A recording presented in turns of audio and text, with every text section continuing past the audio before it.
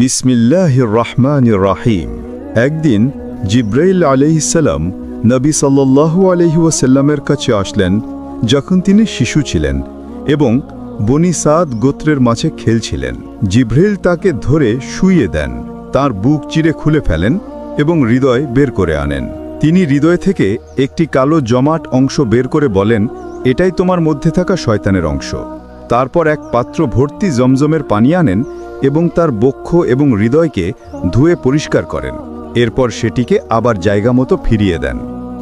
বনি সাদের শিশুরা দৌড়ে গিয়ে বলল, মুহাম্মদকে হত্যা করা হয়েছে।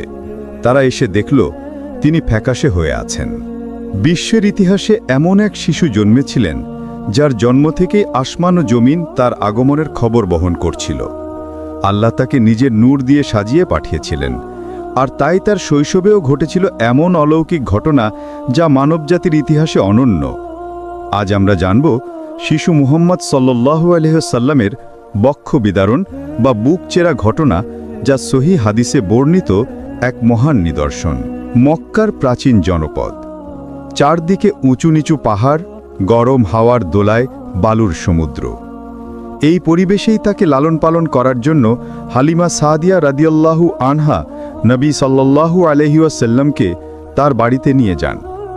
হালিমার বাড়ি ছিল বনি সাদ গোত্রে, যেখানে বাচ্চারা ছিল পরিশুদ্ধ আরবি শেখার জন্য।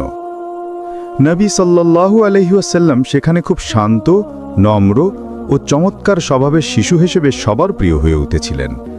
হালিমা এবং তার স্বামী বলতেন, এই শিশুর আগমনে আমাদের ঘর ভর্তি বরকত নেমে এসেছে।